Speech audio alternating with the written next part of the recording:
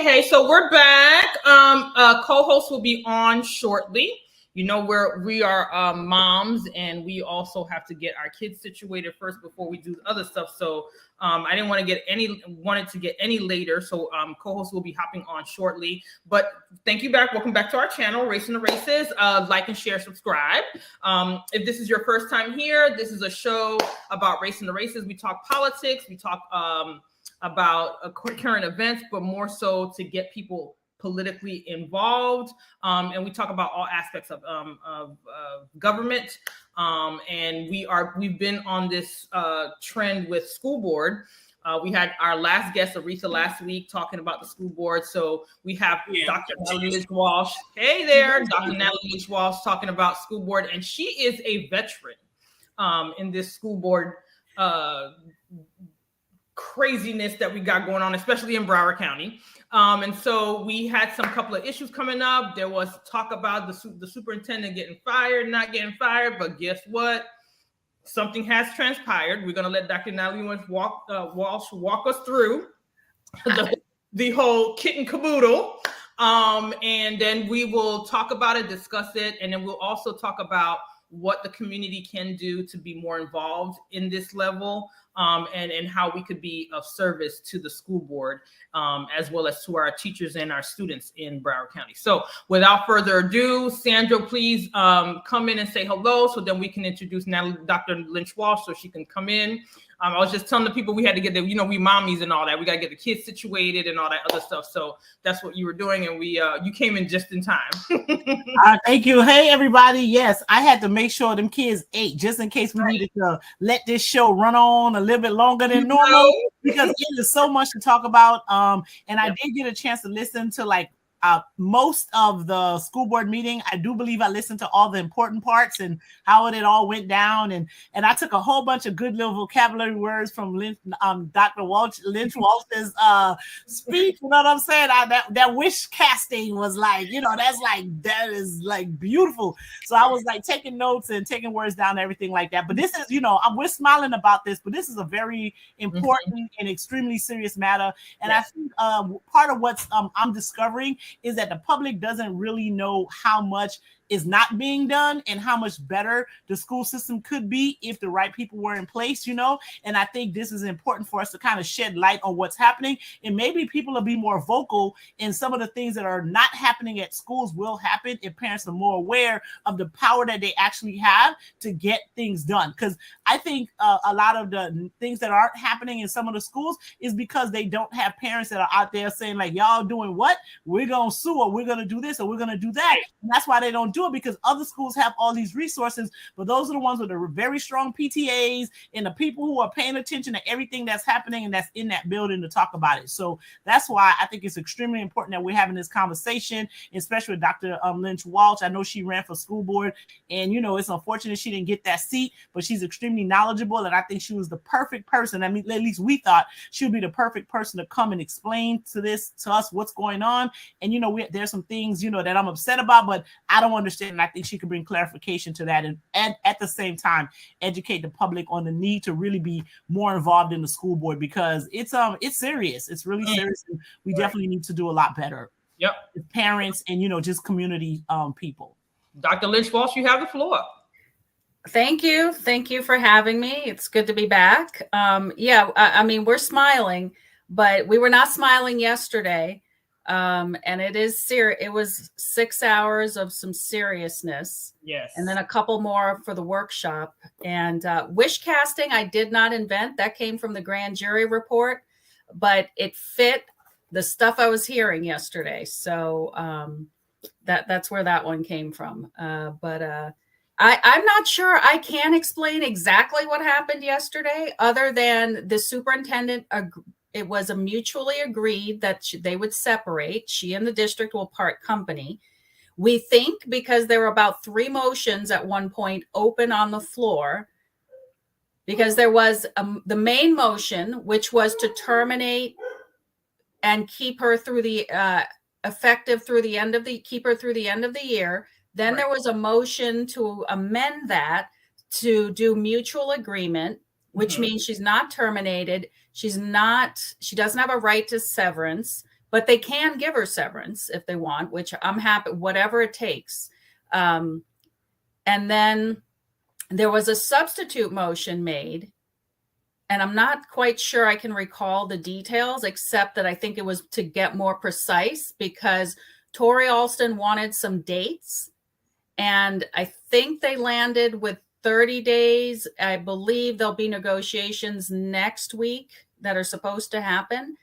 And frankly, with the way this has been going with termination, then there was a day we had to make like the termination had to stick. Then they rescinded, and now now it's mutual agreement until they actually have something inked.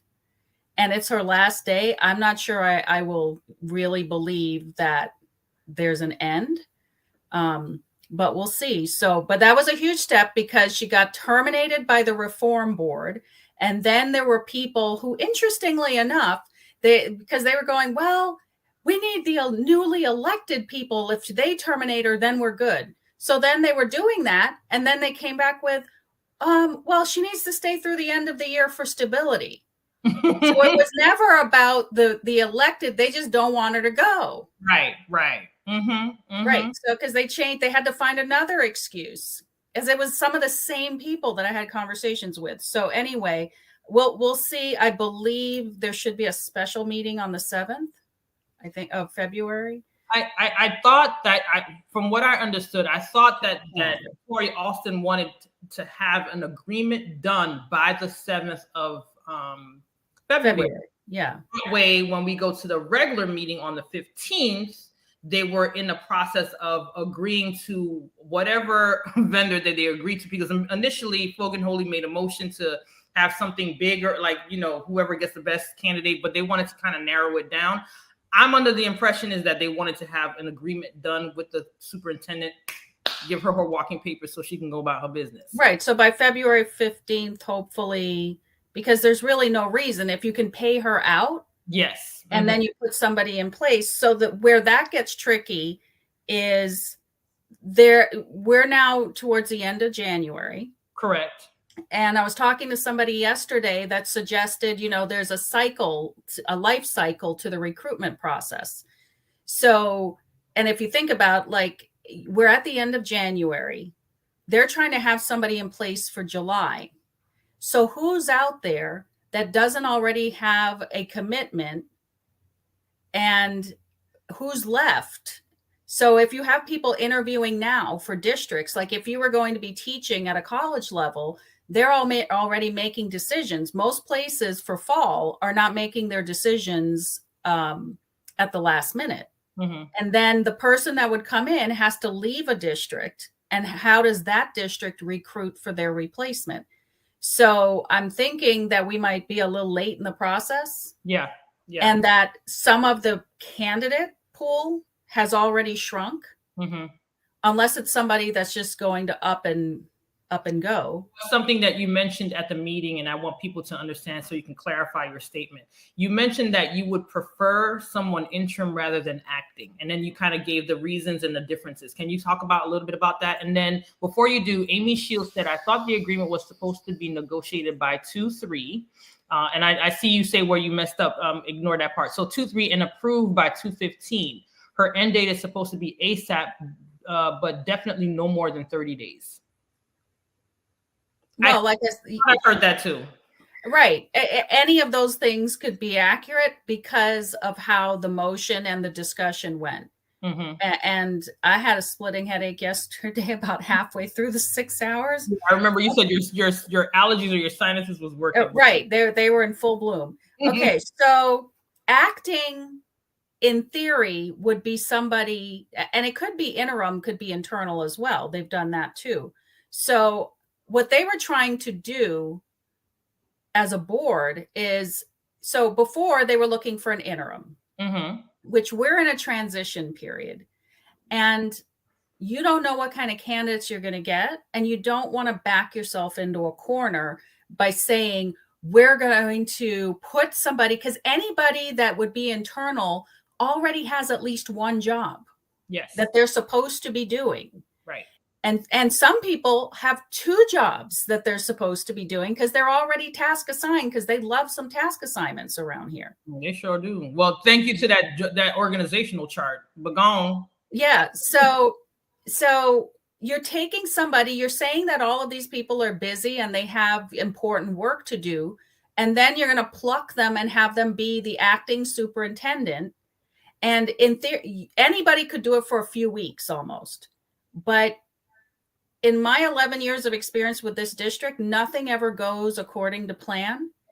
And unless you have a sure bet that you're going to have somebody for July 1, and plus we still have to get from now till then. Yeah. So something could happen and they get down the road a couple of months and they don't like anybody. And now you don't have anybody and you're trying to have somebody come in July 1st. But what if that doesn't happen? So if you have an interim, you have a plan.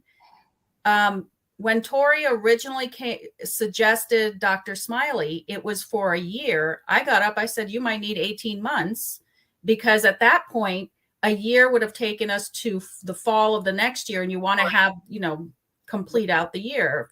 Right. And it's going to take that long to stabilize some of the things that are unstabilized. And we have like the academic achievement. People keep talking about their goals and guardrails, which is what the strategic plan is now called.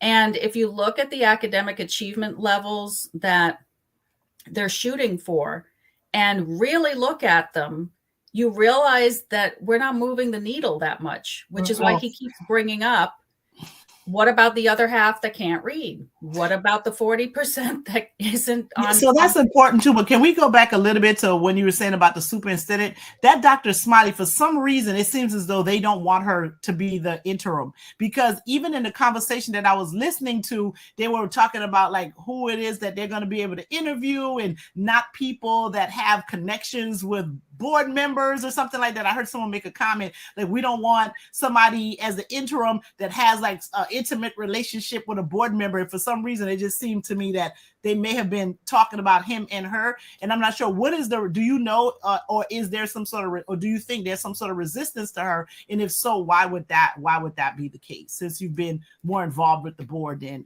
at least me for sure. Okay. So Dr. Smiley predates my involvement.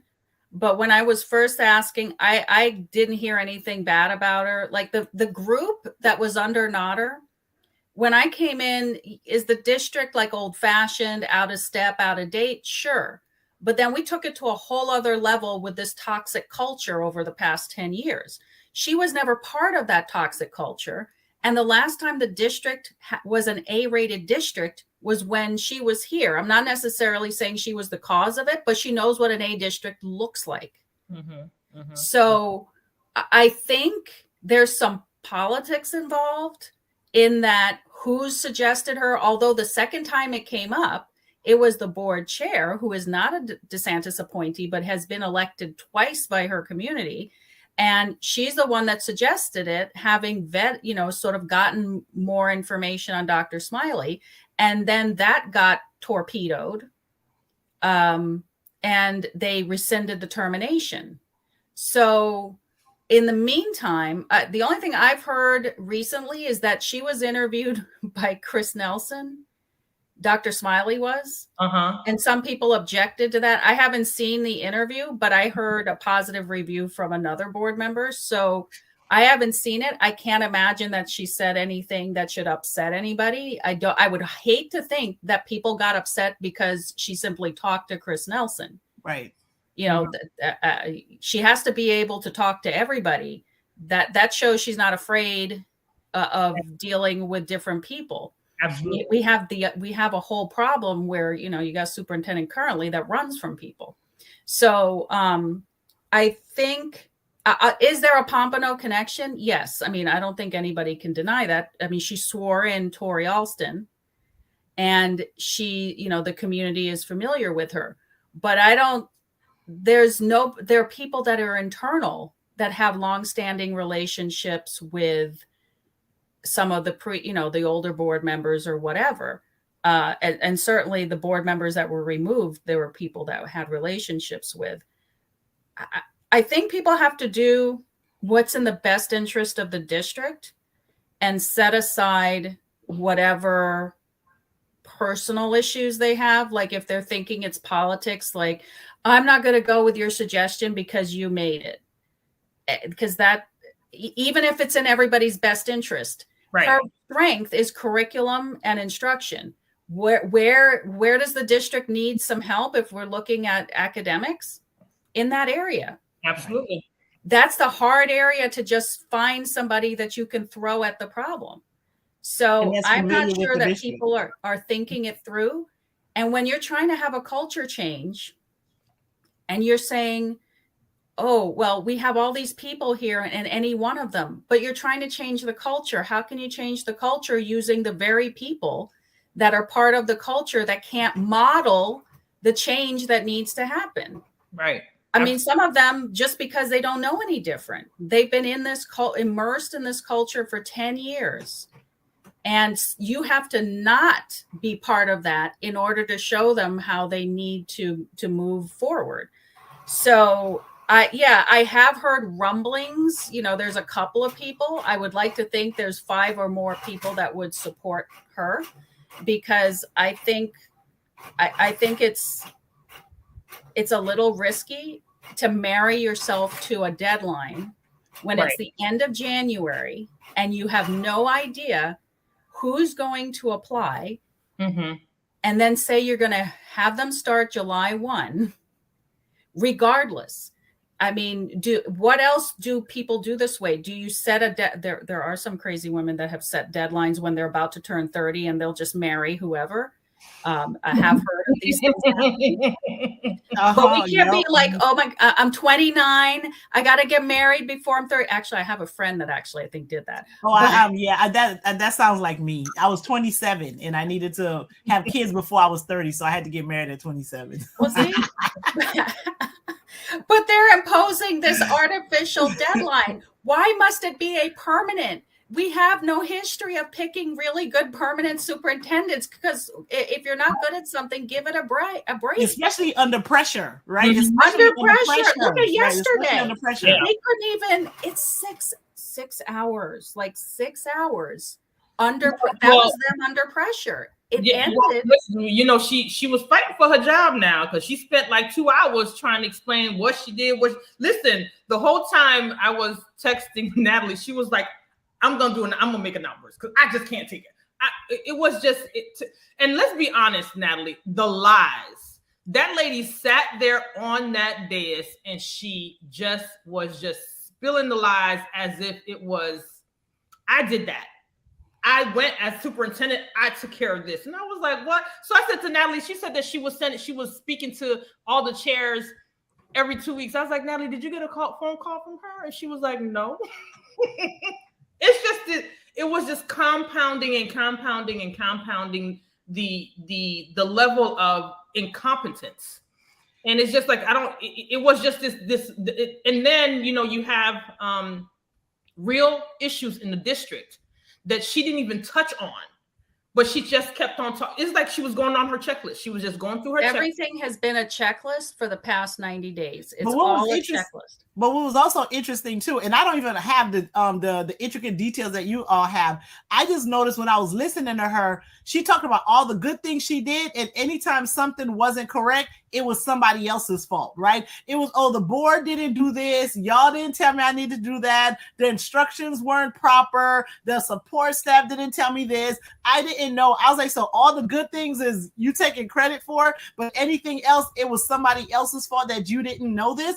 And when she said that, oh, well, you know, the board members were supposed to tell me when to come into that district. I didn't know they all went to see me. I'm like, well, that's something that you should know as a superintendent of the district. If you wanted feedback on what it is that the community wanted, and you want to get a pulse of the community, you need to go into the community. No one should have to tell you that, right? So it was just extremely interesting to me how she would take credit for all of this stuff, when I'm like, there's absolutely no way in the world you did all of those things, because you just can't do all those things, because they're different skill sets, that it's not everyone's wheelhouse. So yeah, you didn't do all that. But then anything else that was wrong that they could have documented, or she couldn't disagree with, it was somebody else's fault. So yeah, and to want to keep somebody like that until the end of the school year, that's what I don't understand. I'm like, y'all sitting here too. This is not a fan club. To me, it seemed like it was a fan club. Like because they like her or they don't want to see her not have a job or whatever it is, they want to keep her there. I'm like, yo, this is not a fan club and this is not about her.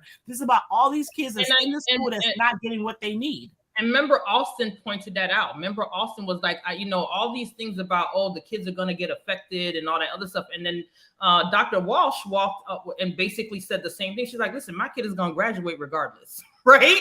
But I have a child that's special needs that, some schools that they don't have a speech therapist in the school and they're not going to get their services during the school year with the IEP. And then they're trying to get people to stay after school and go in the summer. And that would cost me money because now she can't get on her bus. I got to get someone to pick her up. So students will be affected if you continue to have someone that's running the district. Right. If anything, to hire these folks. Right. It will be better. If anything, it would be less. It would loosen the control so that you could get the things you're supposed to be getting. Right. Absolutely. It couldn't get any worse. Yeah. Remember, Austin was trying to explain. He was like, listen, this is not going to affect the kids directly. They're going to still continue going to school. They're going to still have teachers to be there. It does affect them if she stays. It does affect them if she stays. His driving point was, there was a discussion about, when she should leave and it should be 60 days or right away. He was like, I don't see an issue if she leaves right away. If she leaves right away, we're still going to be operating under the same conditions. And the other thing that they were talking about was the people that she came with. Oh, well, we're in a position that we're going to lose those people too. And I was like, I was so confused. I was so confused. I don't doubt that a couple of people may leave or be asked to leave once you get somebody else in. I mean, if I were one of the two deputy superintendents, because those two positions didn't exist before Cartwright, right? And one of them was named in the grand jury, I would be nervous or planning. I hope that they can read a room. Because one of them's in the grand jury report and the other one is making almost $100,000 more than she was in Orange. And I don't know how effective she's been. If she's the most fabulous thing on the planet, she will probably be asked to stay. Or they may restructure because we did not have those two positions. And now the chiefs are all like, children under these deputies. So it's a layer of management that I'm not convinced. I know on the facility side, it's not it hinders in terms of the flow of information. Right. Because everything, you have this bottleneck where everything, all this information and processes are getting stuck in the bottleneck. Yeah. Because one person and I think them being gone is probably a benefit. That would be the extra money that they need to pay the speech language therapist so they can match the Miami-Dade and West Palm Beach salary, and we can get the employees that we really need in the district instead of people making almost $400,000 or $500,000. That's not necessarily adding much to what's at least to the betterment of the school district to me. So I think it'll be a plus to just get rid of that salary and reallocate that. Yeah. So they're talking, acting to pick somebody from internal. And that versus interim, which would be somebody from their thinking outside, but you can be interim and be inside. And then we get the whole conundrum, the whole big question. If you're interim, can you apply to be permanent? I don't think anyone cares so long as the rules are set up front and you stick with them. If you say, yes, they can, then don't change it. And if you say, no, they can't, don't change it. Yep. Right. Absolutely. Because I think that was a disservice to us when that happened initially. And one of the board members at the time excuse was, oh, well, because of stability or consistency or what other words, I can't remember the other words that the former board member was using, but it was like, no, we still can't see that. We don't see where that falls into that, because you made a rule, you changed it for this person. And then, and let's be clear, the background of Dr. Cartwright wasn't all that gleamy and gloomy and all that either. She was coming from a place where they were trying to fire her anyway. So I was just a little bit annoyed that we even were in a position where we were taking some people's leftovers that were like, we don't want that. That's not what we want. And then we end up saying we want it. I was so confused with that. So confused. Well, everybody gave her a second chance, and whoever comes in, I've already been I go, nobody gets a second chance anymore. That's it. That lady has 9 lives. I don't know what you're talking about second chances. That was way more than second chances to me. That woman straight up has 9 lives. Cause please, y'all be nice talking about a second chance. That's no second chance when she first got here. I agree, she's got 9 lives because I think they fired her 26 times. It felt like it. Yesterday was like 3 days rolled into one. Mm-hmm. I haven't been that exhausted in a long time. Oh my goodness. She was working hard for that. When I tell you she was trying to fight for her job, and at the end she was like, stop this public humiliation, ma'am. Listen, she should have been. Listen, I watched on the Florida channel when she had to go to the Florida Education Commission or whatever it's called. Dr. Lynch-Walsh? Listen, she was humiliated then. Like that woman, she should have came back and quit her job herself. Right? No, seriously, because when they were asking a question about why didn't why isn't it the teachers got their money and all of this, she had some I don't know what she was talking about, but she basically said like absolutely nothing. And at some point she was kind of blaming Anna Fusco, but didn't really want to blame her. Said, I don't want to say I'm blaming Anna Fusco, but Anna Fusco, I don't know what she was saying. And they was like, well, can you get us some of Anna Fusco emails? Well, I don't know. I don't have access to that. I could just show you the one I have, but maybe y'all could talk to Anna Fusco and see if you want to give her emails. So she was talking all of this foolishness, right? Oh my God. It was so crazy. And then the next woman, so when I was like, what's she saying? But then, okay. So the next woman comes up and says, we met 13 times. We spoke on this, day, and that third. We tried to get to some sort of agreement. They didn't want to only deal with the money. They wanted to deal with the whole package with the benefits and all of that. We couldn't do anything. So we got an impasse. Now we're getting a court date. That's what we're doing. The person after that said, we spoke 6 times. We started in June. By the time we got to July, the school board was like, nope, it's an impasse. We've already been to court. We're waiting for our decision. Everybody else was able to explain what it is that they did, when they did it, how many times they spoke to folks, how far they got along. Another person was like, we came to an agreement. And then the BTU, whatever, their teachers union took it to the teachers, and the teachers said, hell nah, and they couldn't do it. They said, we didn't even expect that to happen. So everybody could explain what it is that they did and why these teachers didn't have money, but she came with the yang and emails and all of this. She should have been ashamed of herself. She was the sole superintendent at that meeting that had nothing to say. She could not explain why. The sole superintendent that was like, oh, well, can you give us? She's like, well, we put everything on the website, and we very transparent. And I can bring you those. And she's like, if you give me an opportunity, I can bring you those emails later, lady. What you thought you came to do here today? You know what I'm saying? So the man at the board said was like, well, can you show us some paperwork? She was like, I can give you the link to the website, ma'am. It's on she said the process is explained on the website. On the website, I can give you the link. Not what she did, not how she did it. The process is explained. So this public humiliation, she humiliated her own self in public, and she needs to own that and just keep it moving. She can't. She cannot own anything. Yeah. It's not going to happen. I don't even know if she's self-aware, because she's not. By definition, she's not. I mean, obviously, I can't diagnose her officially, but if she is not a covert narcissist, then I don't know who is. She checks all the boxes that you can get help for it. I hope she gets help, but we're done. So because we have too much to try to do, and every time I talk to somebody, I got something to add to the list to try to look up why something is the way it is. Right. So, yes. So one of the things we talked about her. Hopefully she'll be going sooner rather than later. I think it's enough people with skills to keep the school district moving. So one of the things that we keep hearing about is this $21 million cafeteria. I think that's what it costs. Yes. Can you explain how, a cafeteria costs $21 million and some kids don't have books and some got mold and no playground and they can't fix a fence. Let we the can get a cafeteria that costs $21 million. I don't understand. Facility task force chair explain it to you. I need her. Because we need clarity. We need I'm clarity. not a math person. I don't understand.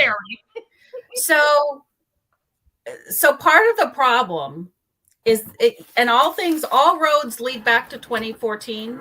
Well, and even further back, because Stranahan was supposed to get a full replacement, meaning the whole school redone. And then with the recession, that went out the window. There are drawings and everything. It would have been beautiful. So then you fast forward to when Runcie was here and they did the needs assessment. They were going to put on the existing cafeteria, if you've never been there, they were going to just put on a new roof, put in an HVAC, and call it a day and walk away.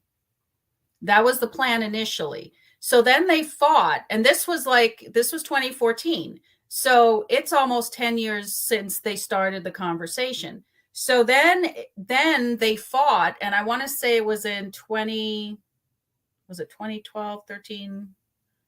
Actually, it got to 2018. It took years, and they finally got them to agree to fund the cafeteria expansion because they finally had to admit the cafeteria was not a high school size cafeteria. So there are district education specifications. So getting to our favorite thing, the CCC, there are the condition 8, which speaks to bringing school facilities into parity with district standards. Yep. Has the indicator 8.4 speaks to minimum standards, and that's in 3 parts. So it's based on the state requirements for educational facilities and the district's ed specs, and again with SREF, which is part of Florida Building Code. All of those things is what's supposed to guide everything. In addition to the CCC should have guided after, as they were doing the needs assessment and deciding where to put money, but they needed to get the bond passed. So they gave everybody a little something. So then they were going to shortchange Stranahan on the cafeteria. So then they gave them, I think they had gotten up to like 10 million. And the prior program manager said, oh, well, you wouldn't do a replacement. He's on tape. Saying that you wouldn't do a replacement when you can renovate and get the same. And the board approved, I think it was 600 seats. They approved 800 seats. I want to say it was 600 in and 200 out. The way that state requirements for educational facilities work is it's based on the premise of 3 lunch periods, which a lot of schools have 2. And when you're an under-enrolled school, you can get away with that. But because it's all built to the capacity of the school, because in theory, you could make a boundary change, you could put in a magnet program, you can add kids to the school, but it's hard to do that if you make the cafeteria too small for how many seats you have at the school. So anyway, they got an architect, and the years are going by. It's 2017, 18, 19. They approved them to try to do a renovation. And I think they ended up with foundation issues because Stranahan is on a creek bed. And so they were basically trying to renovate when the cafeteria had a Castaldi, which is the analysis that you do to determine whether it's more costly to renovate versus to replace. Mm-hmm. So the sucker had a Castaldi on it, I want to say since 2005, since my high school senior was in kindergarten. And none of these Castaldis saw the light of day during the needs assessment and general obligation bond planning. Hold on, wait a minute. So where was it? Where was what? The Castaldis? Yeah. Nobody breathed that word out loud in 2014. And I think in 2014, I may have heard the word, but the significance, because the guy that was in charge at the time was from Chicago, where they have brick buildings and they don't have hurricanes. So he's like, oh, we're going to renovate. Like they sold the board on the idea that everything can be renovated. But what they meant, and in theory, even though they didn't ask for enough money, I think they were thinking we're going to do the roofs and the HVACs, then we're going to go back and get more money and we'll do the insides. Well, it's easier to do it all at once. And then just doing the roof and the HVACs dragged out so long that now everything else, hence the mold and all this other stuff and things falling apart. But as far as the cafeteria goes, nobody was talking about Castaldi's. Nobody was talking about structural issues, which, Rickards said, really? Okay, we're just going to collapse. So nobody was and there are people that knew these things existed, but that was not part of the conversation. So whatever happened behind the scenes stayed behind the scenes. And so finally it came to light, like all of a sudden we're hearing Stranahan cafeteria. It's now like we're going into COVID, now we have supply chain issues, everything. We came way out of the recession.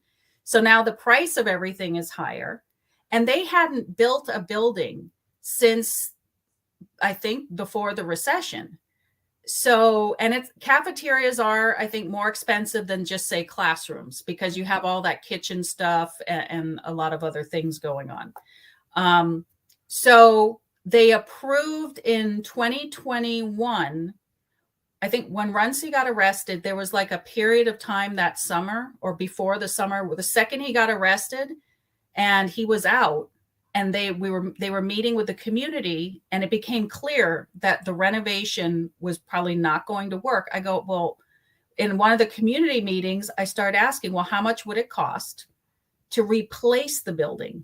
And I just kept asking and asking. And the board asked Atkins, and I actually just seen it because I was looking I want to say it was March or April of 2021. They estimated 21 million. And the board was like, oh, so that would be like another 10 million or whatever. And so then in September, when they approved the replacement, all of a sudden the budget was going to be 17.5 million. And then but before we got to wait a minute. So they need to replace the building that they put the new roof and the new HVAC system. No, they haven't done a roof. They haven't done it, even though they got money like 8 years ago to do that. They did the other roofs. I'm sure you know what? You actually raise a good question. Let me not open my mouth and say that they didn't re-roof it. I'm going to check. I'm guessing they've just patched it but it's still a couple years out. But I got I got to ask, what did they do to the cafeteria in terms of the roof and the I'm not sure. I imagine sometimes they patch it. If you're not going to put a 30-year roof. $10 million for like a new roof and a new HVAC, right? And did they never get this $10 million? Because now if you got $10 million to put a roof and an HVAC, and now you're like, oh dang, we just got to go tear this whole down and start over and spend $17 million. No, they haven't spent it. I can tell you I am pretty sure that 10 million did not go into that building. It's the budget. Whether you actually do it or not is a different story. So we get to September, and then all of a sudden this reuse crops up, because we went through, can we do a reuse? We visited Northeast, we visited Boyd Anderson. Everyone's like, yeah, no, those won't work because of this. And we're like, okay, fine, no reuse. We thought we'd turn that stone over. Okay, fine.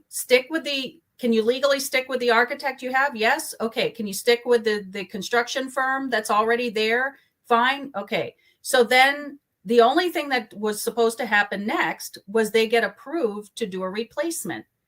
And that didn't happen because enter this idea of reusing plans from a different school. And they sold the Fort Lauderdale EAB. It's going to be a year faster. It's going to be 15 million. So it's going to be cheaper than the approved budget. Okay, so now I have another question, because I got to understand. So the plans that they're reusing, they have the same size and structure of the Stranahan High School. So when you're reusing a plan, it's a similar building that you're trying to imitate. Because I'm not sure I understand what reusing. So someone found, an employee found a cafeteria that was being built or had just been built, down in Miami by an architect that's done a lot of work for the district. They're actually an architect they're reusing plans for Rickards Middle School. Okay. So it's Miami Palmetto Senior High School in Miami, and it is smaller. It was smaller than the school that it was built for. It just happened. The difference was in what's called circulation. So it was roughly the same size as what the original architect was planning with design from scratch, but the kids are packed in more because there's less circulation to move around. So when you look at the tables, they're closer together. So they went, remember the plan was 600 kids inside, 200 out. Now we're down to, I think, 504 inside. And I'm not even sure that that's not an exaggeration, because you actually, these are real people that are going to be moving in and out. And they're claiming they can put 300 seats outside. I want to see that happen too. Because again, you got to be able to get out of your seat, move around. So it didn't. So that was supposed to be $50 million and a year earlier than designing from scratch. There is the reuse just happened to be the one that was used at another school. And then it got delayed. In part, they had to redo the HVAC system because apparently nobody noticed that the HVAC system from Miami was not the type we use here. So essentially, long story short, they're paying as much for recycled plans that have been shoehorned into the space than they would had they designed from scratch, and it's going to take just as long. And we will never know what could have been designed from scratch because that isn't the road they went down, because they relied on 3 false assertions at least that were made by certain people. And the board and the people who make these costly mistakes, because these aren't mistakes that's like, oh dang, you know what I'm saying, it costs $2 or whatever, right? So the people who make mistakes that cause the district millions and millions of dollars, do they get to keep their jobs? Like, how do you stay employed and you make a costly mistake like that? Well, it's one of these things that nobody wants to admit to, because this ties back into they would have to admit they violated the CCC by exempting the cafeteria from SREP. So that's going to be a to be continued, because for the first time ever yesterday, people weren't afraid to say the letters CCC out loud. I actually was able to say the letters without somebody pouncing on me, telling me I'm trying to weaponize the CCC. I'm like, there's a reason you have it. It's to ensure equity. So so basically it's because this dragged on that it's now 21 million, because there's like 3 million of it was site work. And I think the cafeteria, some of the equipment was a little bit more, but it was like little things that kind of added up. So it basically is costing the same as we thought in the beginning. It's just that it's going to be this design that you're going to be like, well, why is this here? And why is it? Because it wasn't ever meant to be in that space. And then another issue is the walkways between what will be the new cafeteria and the pre-existing building are old walkways. And that's not in the budget. And at some point I got to pop over there to see the condition of those walkways, because I don't know why you would build a new building adjacent to an existing building and leave walkways that in theory should be replaced, but apparently that's not in the scope. So that's how we got there. So Dr. Lynch-Walsh. So there's people watching, people making comments. And I just want to get to those real quick. Some of them are pushing, we should send the board an email about Dr. Smiley. There's one person asked, did they remediate mold when they replaced the roofs and the havocs? But apparently, Ms. Golan, that has not happened yet. So here's my thing. Sandra asked about those people who make these costly mistakes, right? At what point does the board, at what point, I mean, these things are, this is since 2000, I want to say, what did you say? 2014? Well, depending, if we stick just with, since the SMART program, 2014. Okay, so 2014, and new board members coming in do get some familiarity with what's going on, are kind of briefed and whatever. This new breed of group of people, some of them have made great strides, in my opinion, especially the ones that have been appointed. I know people be complaining about, oh, they DeSantis or whatever, but some things have moved since they've been there, right? Something like that. Like, at what point do we make a decision that people in those departments and that level are deemed incompetent and removed? Well, this wasn't incompetence so much as politics. Okay. So this involved board members that are no longer with us. Right. A staff member that's no longer with us who facilitated the foolishness. And then some people that are still here, including the superintendent, because a year ago, November, the facilities task force says we passed a motion. We're like, we don't support going with this reuse. The director of pre-construction didn't recommend it. The program director for AECOM, it wasn't their proposal. But because somebody else has decided and the marching orders were to go with this fabulous reuse that's going to save time and money. And I'm like, it's not going to save time or money. And you're going to end up with this awkward shaped thing stuck in the spot. It was politics. And that won out. So now that the tide is turning, because I keep reminding them, I go, nobody's been held accountable. And when you put things that are false in writing, it's a form of perjury, and with the intent to mislead a public official, which is exactly what they did.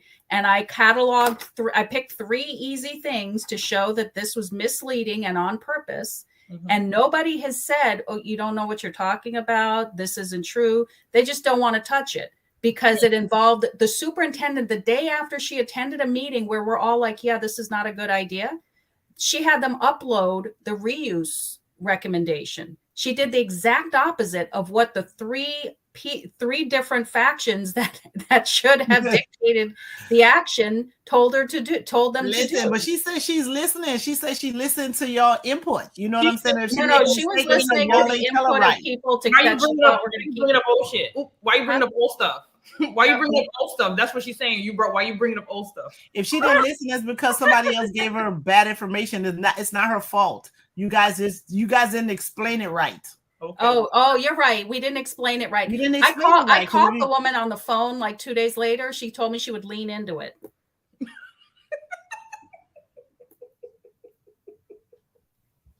I'm like, okay, I'm still waiting. You're leaning in the wrong direction. And you're going to lean right out of Broward. She sure did. Got her walking papers.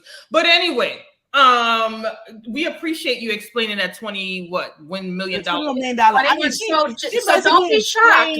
How they got there, but I still don't explain. I still don't understand why cafeterias cost $21 million. Like they just do. So hold on to your hats. So Markham is getting a new building. That's $30 million. What kind of building?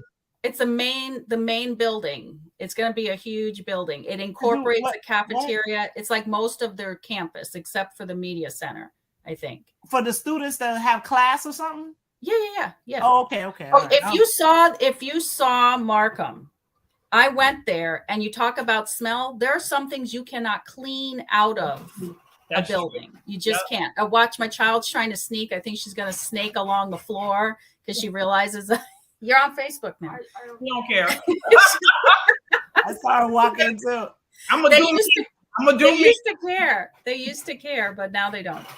And they keep printing as we're doing this. Of course, yeah. Why not? We got assignments to do, Mom. I don't know what you know what I'm saying. We got work to do. We got assignments to do.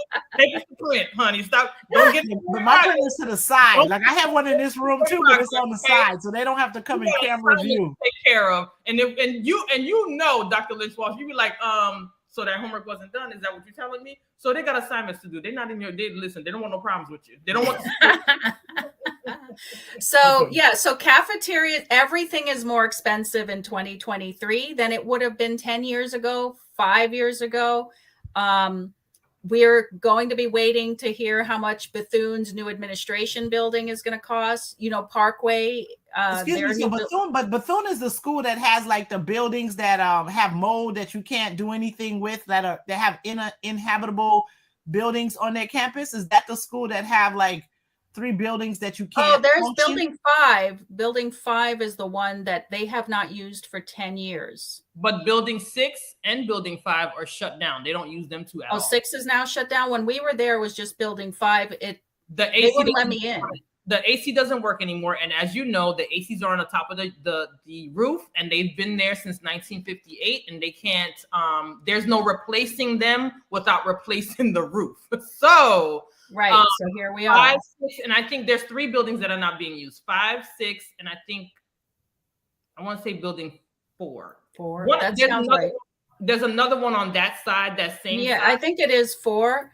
But they're finally, they went there, I think, around the beginning of the month. I think they went there again. So I'm going to keep asking, what's the plan? Because you got to give us an estimate. Come with an estimate. I'm like, I start every estimate, Sandra, at like 20 million. Because there's not going to be a building unless it's kind of smaller and simple, like a modular or a portable, that's going to be less than 20 million. Administration might be. Can I tell you, since I've already put it out there and it's on public record, that we went to one of the, we talked about site visits, and we talked about one of the schools we went to, and one of the project managers was like, oh, they've only allotted $250,000 for this building. I said, what you mean? To replace the building, but to renovate the building? And then their own person was like, I don't know how that's going to happen, but that's what they've allocated. $250,000? That's it, for like a specific building. And then they said there was another $950,000 for another building. And I was like, well, who comes up with this amount? Who makes the decision on what that looks like? Well, that's where the budget. So the thing that was killing Stranahan for years is the budget for the cafeteria. Everybody has tried over the past several years. They have spent money designing things that will never work because they're trying to fit into these budgets that were not realistic. And then they were getting beat up by the prior board, especially when the prior board wanted to get reelected, or when the grand jury report was in. They're like, oh no, we have to go faster and cheaper. So yesterday, one of the comments that the superintendent, that Dr. Cartwright made, was about, oh, and now everything is on budget and on schedule. I'm like, hold up. The schedules were wish casting again. The schedules were unrealistic. They were, some of them, 2 years behind, and they weren't updating it for reality. So everything was behind. So then when AECOM came in, they trued up the schedules. They're like, that wasn't realistic. No, and these were the substantial completion dates that had already passed. So they're always going to be behind because you were never going to make that date. It's gone. So they fixed all the schedules. So yeah, it's kind of hard to not be on schedule because the schedule keeps moving. There are things that were supposed to be done in 2023 that are now going to be done in 2025. Yeah, they're on schedule, but they're not when the people were originally promised them. Exactly. And then in terms of being on budget, the budgets get trued up when they go to the board for approval. So as of, until then, they're doing the 2014 budget, and Atkins is pretty good at estimating. So it's very rare that a budget gets out of control once they've gone to the board for the money that they need, unless, something massive happens, like, the Rickards Middle School roof caves in, because we've now paid for a roof twice for Rickards, one for the one that collapsed, and now we're paying for a whole new building. So they did get insurance money for that, though. They did, right. Okay. John Daly Sr. stated, I think it's important to understand that there will be a national search for a permanent superintendent, and then an acting or an interim will not be eligible for a permanent position. That makes a mistake we can't repeat. That's a mistake we can't repeat. By allowing an acting super to be eligible will drastically reduce the pool of applicants. That's how we ended up with Cartwright. Yeah. That's what happened the first time. But and they changed the rules. Yeah. You said whatever rule they're gonna get, they just need to stick to it, right? So if you want to have whoever the interim be eligible, just say that, go with it. If you say no, then just whatever you decide in the beginning needs to be what you go through. Is the position that you need to take through the entire process is all what I would say to that. So Wait, these. Zara made a point, and I just want to point this Go out. ahead. Yeah. I think that is very important that she said that if all of these things with facilities are such a disaster, how will student safety and achievement ever be a priority? I think Dr. Lynch-Walsh, when she doesn't only does facilities, but she also talks about that student achievement and priorities, because it does tie in. When you don't have a functioning school, how can the staff and the teachers focus on getting the kids where they need to be if they're always being concerned about where they're going? Doing site visits myself, there is a grave inconvenience while all these renovations and constructions are going on, where people are herding kids to one end of the school or the other end of the school. And this is why Dr. Lynch-Walsh is so passionate about the facility things, because it messes up everything. It's just not facilities. It affects the kids directly. Right. Facilities, you can't separate what's going on with facilities from everything else. Right. You just can't. Absolutely not. Absolutely not. What was your question, Sam? I didn't mean to interrupt you. No. That's what I was gonna say. Like, you have students going into buildings that have mold in it, because mold affects a person's health. Half the time people are sick and they don't even understand why, because they're breathing in some sort of mold. So I don't even know how the schools are even taking chances having children go into buildings with molds. Clearly their parents don't understand that you can go ahead and absolutely sue a school district for exposing your kid to mold. And I think at the very least, somebody needs to go in and say, y'all need to get an environmental scientist up in here to see what is going on, because mold can cause depression, all kind of respiratory issues, all types of things that affects learning. So to me, the fact that there's a possibility that students are in buildings with molds, like, that blows my mind. I just don't even understand it. I used to have an apartment, and and the roof is, the association is the one that manages it, right? And they needed to fix it, but they couldn't fix it because it was flat and it would rain, and then the rain would settle, but it brought mold into the unit. I had to move the tenant out of the unit, because if I didn't, they could have sued me for exposure to mold, right? Now I'm like, I'm just one little old person with one little unit, and I had to move them out until that was resolved. So the fact that the school is willing to even play games with people's lives like that, like, I don't understand. And clearly the people that are walking into those buildings don't understand their rights, because that should not be the case. Yeah, no. So a couple of things.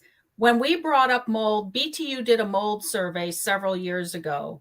And when we brought it to the attention of staff and the prior program managers, and we asked point blank, is mold remediation part of the SMART program? And they're like, no, it's not part of it. Hold on, wait a minute. You're not going to glaze by that. You're not only if they see it, measure it, and they see, like, if they come across no, it. ma'am, I'm going to need you to go back. What you say now? What you said? When we asked, we did what you did. We were like climbing over the table. Like, what do you mean? It's not mold remediation was not part of the scope of the SMART program. Now, if they saw it in their face as they're opening up walls, they would deal with it. But if it's hiding somewhere, they're not going looking for it. Listen, by the time you see it in your face, it's been there for a long time, and it's a whole bunch of bigger problems by the time you see it in your face. That is what they told us. And now there is a process where you can report indoor, you can make a complaint, an IAQ complaint, indoor air quality complaint. But what generally seems to happen, we always get this speech from the district. There's mold everywhere. We live in Florida. There's always mold. There's an acceptable level of mold, blah, blah, blah. Acceptable? That's the words we're using? Yes. So that's one of it's been very hard to get mold taken seriously, because they consider there to be an acceptable level of mold. There's a lot of things that sometimes people that have, I think, become immune to the seriousness. Like, we have an issue going on right now with Peters Elementary. And since 1992, there's been soil contamination.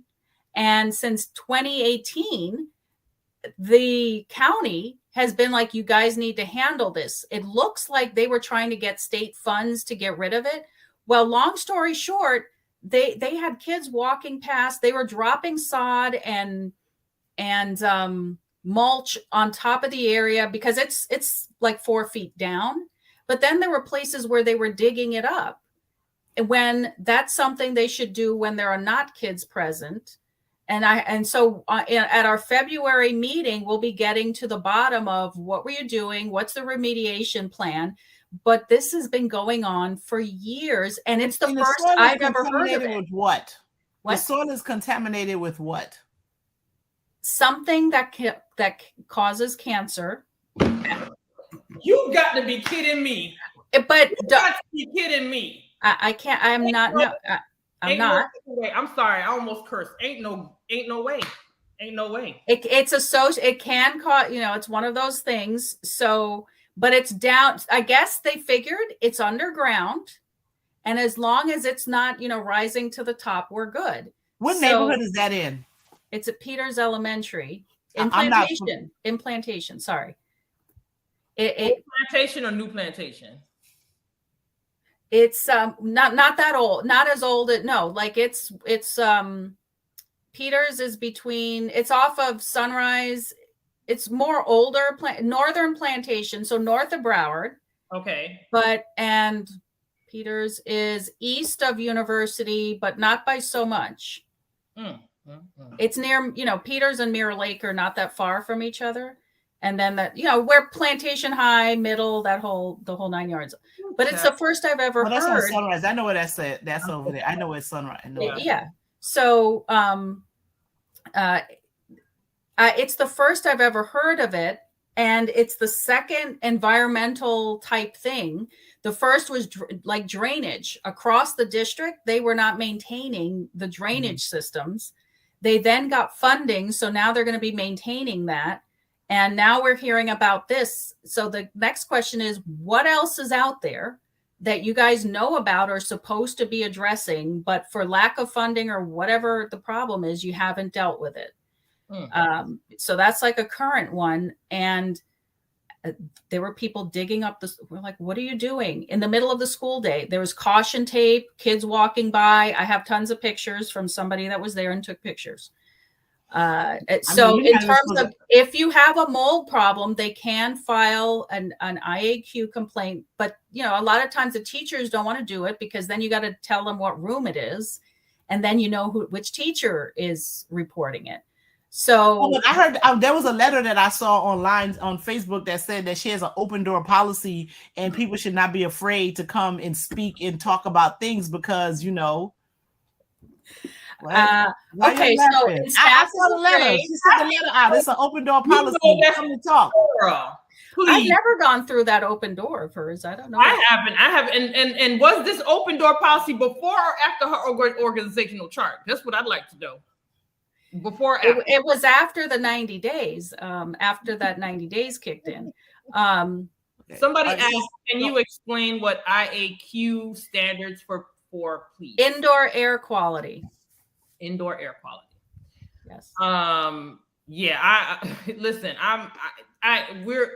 This is why we're really happy to have you here because you're not afraid. Wait, so I guess we're happy to find out, but my head hurt. Like, is all I'm gonna say. Like, I'm sitting here, like, I think I've had a frown on my face like most of the time, and I'm just like, they doing what now? Like, y'all serious? And that's why, this whole distraction of her being here has to stop because we can't keep trying to keep your job and not be able to deal with things that really need to be dealt with, right? Absolutely. We should not be like who's working where and who got what position. It's like we can't spend no more time on that. That's literally been happening since the school year started. We like 6 months deep into this. It's time to say, okay, listen, what are we going to do about contaminated soil in the school? Like, that is mind blowing to me, right? And then the other thing I was hearing about in a meeting was that there's one of the schools where you could just step over the fence. You know what I'm saying? And then, it's supposed to be a safety and security thing. And how is it that you can step over a fence? I'm just like, wait, you can do what now?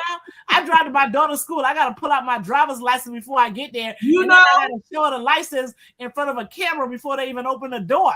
But there's a place where you can just step over the fence and get in the building. What is this?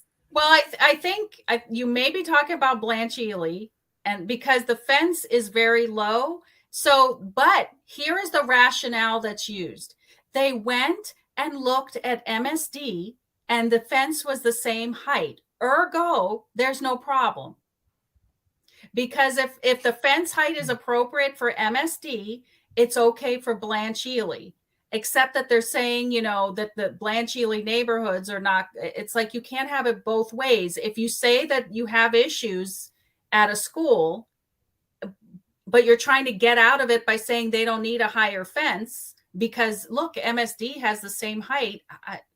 It's a whole culture change that I believe we're on the verge of getting with her going, because there are a lot of issues. Because one of the things you hear from people trying to defend her is, oh, these are all issues from the prior superintendent. Okay, yes, but her go-to response is to try to gloss them over or cover them up, instead of her being outraged and wanting to fix them. Exactly. And that's because of her own ties to board members that aren't here anymore. Yep. It's not her attachment to the ones that are here. They're not trying to cover things up. It's the ones that are gone. And she's still trying to gloss over, cover up. For what I don't understand. She's getting herself in some sauce that she don't need to be in, right? Like, you go there, keep trying to protect them, and then you're gonna drag yourself into a situation that you didn't need to be a part of. So I don't so understand. the people that did she create these problems? No, but the one she did create was the Stranahan cafeteria. That's on her. Right. Because she had the opportunity to do the right thing and she chose the wrong path. So that one she can't blame on Runcie. There's a lot you can blame on the prior administration, but you can't. She became embedded in the culture instead of changing it. So she can't change it. So she has to go for the culture to shift. Yes, right. And where we get to being honest about what the problems are and just whacking away at, there are things you can tackle globally that will make a difference, and then there are things that are things you have to tackle one at a time, like the soil at Peters or Bethune needing a new administration building. There are other schools that have buildings that need to be demolished and replaced, like Bennett Elementary. And then what to do about schools that are half empty. And then you have all this administrative space that you need to discuss what to do with. There are a lot of conversations that were put on hold for almost 2 years. So because all she wanted to do was keep her job instead of tackling the problems.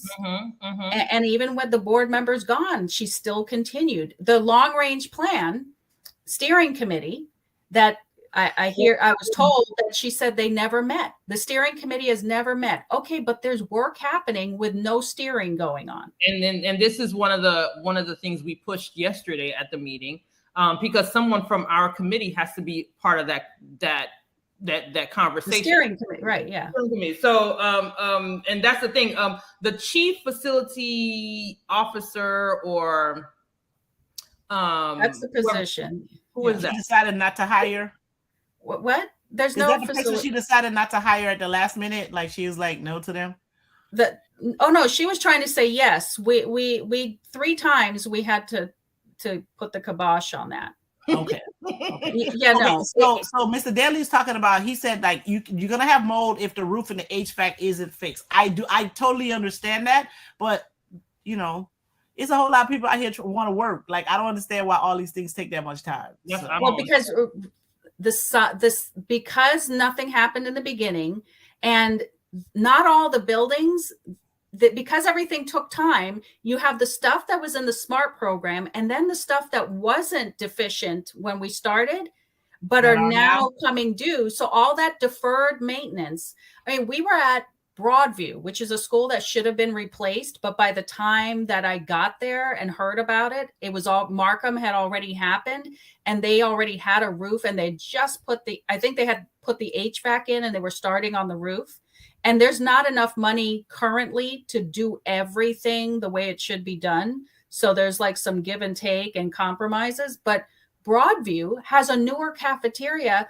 There's a leak. Bethune has newer buildings where there are leaks and water intrusion. Yep. It's like you have to maintain before these things become bigger problems, and there's deferred maintenance all over the place. On top of it. Not only that, but throughout the district, you have What is that the custodians or the head facility people at the schools call, they have work orders. These work orders are so backed up. I've seen work orders that was back in 2019 that still haven't been dealt with. So I'm glad you brought that up, because that's something we're going to discuss at the February meeting. I'll be at your meeting, because it's not going to be at the same time as my meeting. Right. That's the whole point. So I saw a board member follow-up that since 2019, like 300,000 work orders have been created. Live.com. Well, no. So the open one, created. They might have been created. Whether or not they've been resolved is another story. Like there's like 11,000 or something that aren't. Maybe it was 16,000, and they broke it down by year. I said we need to know what type, and so that we can what is it you're not doing, because that's a lot. And so just so you know, 2019, I think, is when they started putting stuff into Maximo. So it begs the question, is that everything, or what happened to the stuff that was in the old system? Because we're not sure that they pushed everything from the old system into the new system. So there could be stuff from before 2019, because Stoneman Douglas happened in 2018, and that's when we stopped having access to seeing work orders. Right. Because you used to monitor it, and Scott Travis at the Sun Sentinel, he would, catalog like how many work orders, and they would like monitor it that way. But we don't know what's outstanding until I saw that board member follow up. I'm like, I think we're backed up again. So so we're gonna have a conversation. They're advocating in the chat for you to apply for the superintendent position is what I want to tell you. They said that either you apply for the superintendent position or you be the facilities chair, the facilities. Apply for the chief. Chief position. That's what they say. Well, I appreciate it. Because when I was being truthful yesterday, this was the weirdest thing. This woman that was sitting 2 seats down from me after I got done speaking the first time, she goes, "That was disgusting." I'm like, "Oh, we know who you're talking about, girl." Because she came. Yeah, I said, "Well, it was truthful, but thank you." Because I don't know what to say to that. I go, "Did I swear? I was trying not to. Like, what did I say? Oh, I was being truthful. Okay." And then later, I'm like, "This is the same person that stood up and said she is being attacked and disrespected, and she is taking it for the team, taking it on her chin, and people are being visceral and nasty and on and on and on." It's like, lady, you don't even have skin in the game, but you out here advocating for someone that you don't even know. She doesn't even know the level of incompetence is going on in the district. She has no idea. None. No idea. There were some weird public comments yesterday from people that I'm not even sure what planet they were on. There was one in particular. I'm like, where are you from? Why are you here? So I was saying that too with some of the public comments. I'm like, y'all need to be able to tell that person, no, y'all can't talk, because I don't know what you're talking about. No, seriously, like, you want to hear from the public, but dude, what are you talking about? Like, I don't understand. Like, and then they come up every time. I'm like, yo, you about to take up 3 more minutes of my life? Why? Like, just go away already, right? You don't need to hear everything. Like, yo, put that in a note, brother, and just don't come here. So, I'm listening. I'm an attorney. I understand free speech and right in public. I understand all of that, but sometimes it's like, listen, you wasting people's time. We got too many things to do to just sit here and let you talk this nonsense that ain't got nothing to do by nothing. Because this is just way too serious, to be wasting time. The minute the chair says stay on topic, and then I have to tell you, you won't catch me telling you that twice. I'm cutting your mic off. Your mic gets cut off, and you're gonna have several seats, and then you're back and forth with the chair saying, this is about the subject. No, it's not. You came in here for one reason and one reason alone. Has nothing to do with to be a nuisance, and then no one has time for that today. You're out here being a distraction. Go sit down, sis. We're trying to get rid of the superintendent. We want to give her her box of stuff like she did to people when she did her organizational chart. When they came into work that day and they had a box because they were fired, we wanted to do the same thing. She told them she gave them the option of resigning. Like, I think she said they could resign or get fired, but they were leaving that day. You got an option for mutual separation, and here's your box of your stuff. and you gone. Here you Wait, go. she agreed to mutually separate, but she wanted to stay till June 30th. I was like, oh, so you want us to break up but stay in a relationship? Right. I wish I could somebody do that. Like, we're gonna break up, but we're gonna stay together. Break up and still live in the same house until June. Yes. We're gonna break up but stay together. We're trying to move on. So you have to move out. And I know you don't like clean break. I'm doing. Clean break. You know what I'm saying? I know you don't like any of the things that I'm doing in this relationship, but I'm gonna keep doing them, and we're gonna stay together like we broken up. Understand that? Okay. When she was on that dance yesterday, she was like, her whole mood was like, I'm gonna make you love me. Okay, you gonna love me, all right? And we're gonna stay. I'm staying. I ain't going nowhere. Okay, all right, y'all. We had to listen. I needed to laugh because I'm telling you, like, I straight had a headache and I didn't think I could get these. I don't do Botox, but I think I needed something to keep that frown line from right here. Because you see the lines on my forehead, but I had the one right here that I needed to loosen up. This was look yesterday at the meeting. I'm like this the whole time. You know. She was. It's too much because this is real. I mean, this is real life. These are real people, kids that are at jeopardy, and they keep talking about students first, and it's all about the kids. But I'm like, we haven't been able to talk about anything that we can do for the children. And then it was somebody who was asking for some more money or something, right? They wanted to extend the contract. They're like, well, show us how what you're doing is benefiting the children or something. And I think they had like one example or something.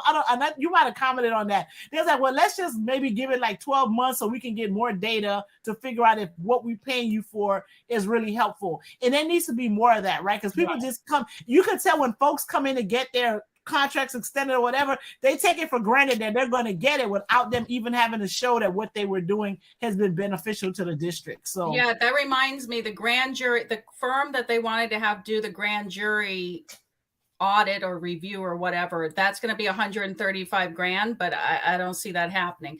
But that's more to come on that one. As far as, because you mentioned earlier what people can do to get more involved, there's an community tab, and then there's an advisory for pretty much anything you can think of in the district. And like on the facilities task force, we're supposed to have a rep from each of the high school zones. We're starting to get more people that are being sent from the different zones, and you need to contact the principal zone rep, which I need to put, I think we got the list the other day, so I can post that to Facebook or send it to you guys to post it, like as much as people share it out, and you contact the principal zone facilitator.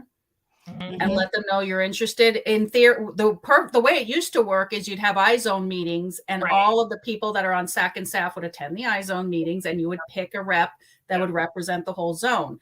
But because those haven't worked the way they used to when I first started, now it's like the principals are like, you interested in facilities? Okay, you're the zone rep. Okay, and so that's how we've been getting people. Mm-hmm. But if we can't be everywhere, diversity can't be everywhere, but when we have people that are in the trenches, so to speak, at each of the schools, that's how we know what's going on. And then, then it starts really getting overwhelming because you start finding out things about schools that you didn't even know existed.